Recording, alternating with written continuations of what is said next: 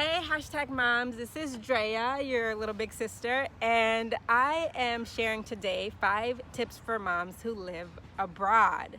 So my experience with this, wow, I have lived in several countries, at least 5, some with kids, some without kids, but I have lived in even more cities in different countries, including the United States, Poland, Israel, Lesotho, which is in southern Africa, if you're unaware, because it's a smaller country. But yeah, I've lived in a lot of countries, so I know a thing or two about being the new girl in town and being the new mom in town. So my first tip is location, location, location. If you have the choice, sometimes you're moving because that's the only university that you got into, or it's a job, or it's very specific, like a family is there. But if you have the choice, definitely look at a location that has an international airport, or has a university that has international students, or something where you feel like it doesn't have to be a huge city, but where there's an international community.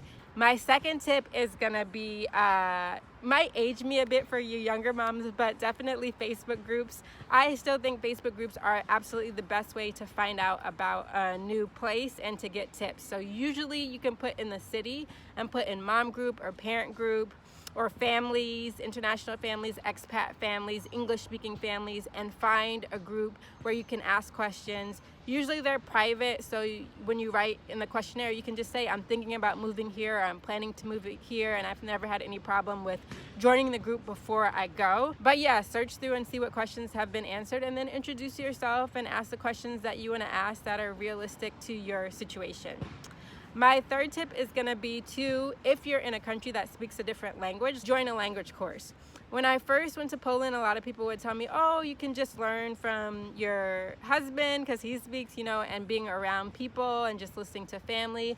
But I found that it's much better for me to be in a language course, especially as a mom. First of all, it gives me something that I'm going to on my own, that I could be an individual in as an adult, meeting other adults. So that's really wonderful. And then it also gives me accountability, because when you have the kids and you're worried about so many other things, it's not going to be your priority probably to sit down and do your homework or lessons. So yeah, uczę z polskiego, słabo mówię po polsku. I don't speak very well, but I am learning, and it definitely helps me to be in a class.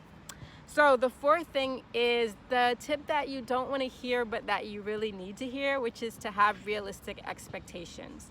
The reason why a lot of us have so much of an easy time making friends when we're younger is because of exposure. You're seeing these other kids every day at school, every week, and that seeing each other all the time and getting to know each other all the time is which helps develop friendships. And I know I'm extroverted, and it's going to be a little bit more difficult for people who are introverted, but definitely be realistic about the fact that it does take months, even for me as an extroverted person, to really meet friends and build a relationship and try to see them regularly, and things get canceled and all that kind of stuff.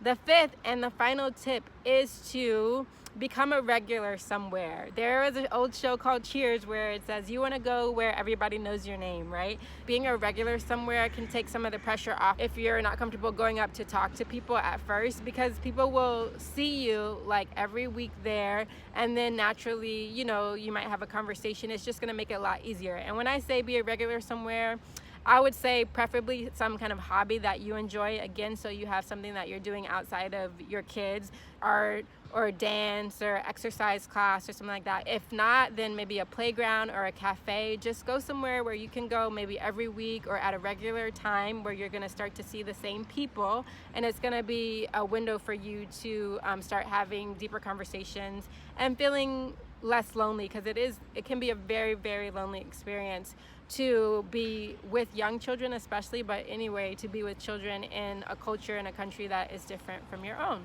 So yeah, those are my 5 tips, and I hope that they are helpful to you. And let me know what countries that you've lived in if you're a mom who lived abroad.